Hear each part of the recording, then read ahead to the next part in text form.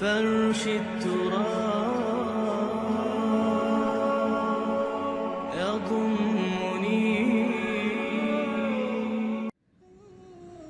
تو اس قال لقمان لابنہ وهو یعظہ یا بنی، اب بنیہ کو نوٹ کیجئے، اے میرے چھوٹے سے بچے. اس کا یہ مطلب نہیں ہے، یہ پیار سے ہے.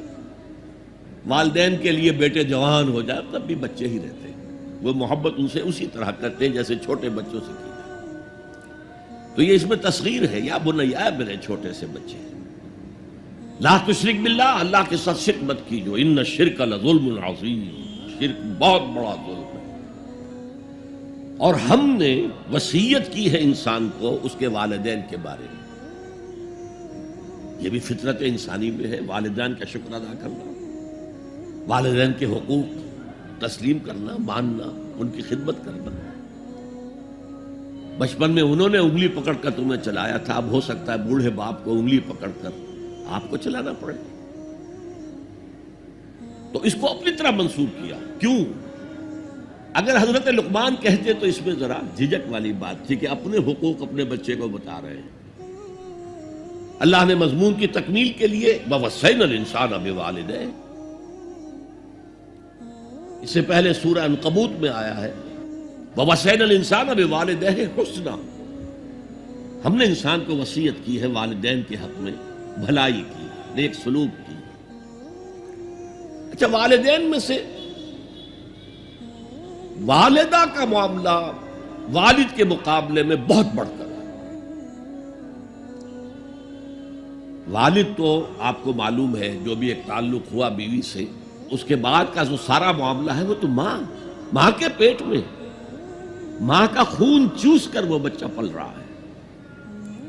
حملتہ امہ وہنا علی وہن، اسے اٹھائے رکھا اس کی ماں نے کمزوری پر کمزوری جھیل کر.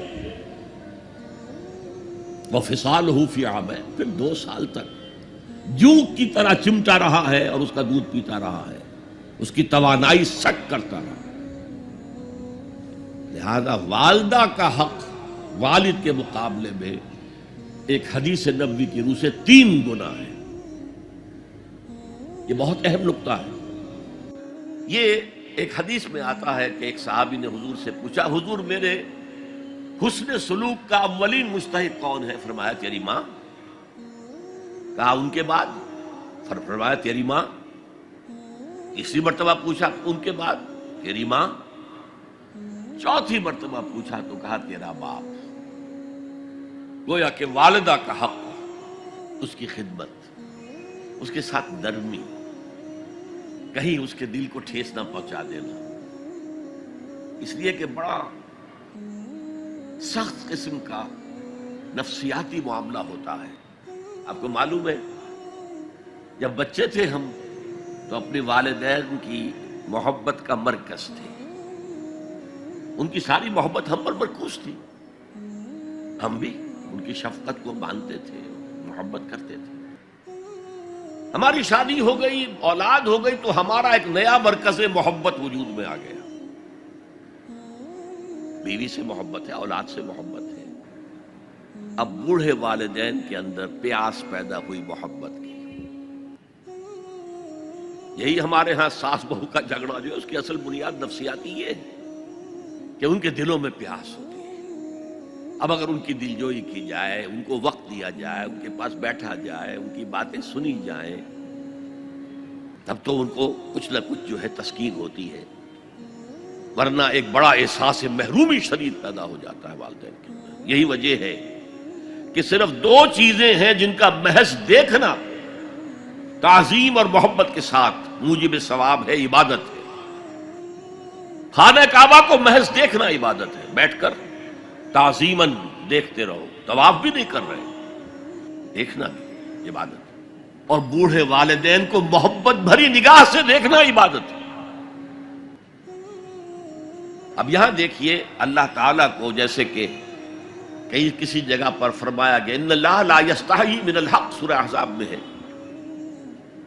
کہ تمہارا طرز عمل نبی کے لیے تکلیف دیتا لیکن نبی حیا کی وجہ سے تم سے کچھ کہہ نہیں سکتے.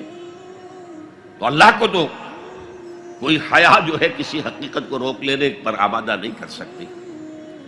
تو یہاں اللہ صاف فرما رہا اشکر لی ولی والدیک، پہلا شکر میرا ہے، خالق میں ہوں، والدین کے دل میں شفقت میں نے ڈالی ہے، مقدم شکر میرا ہوگا۔ ولی والدیک، مخلوق میں سب سے زیادہ شکر والدین کے لیے، اور یہ قرآن میں 5 جگہ آیا ہے۔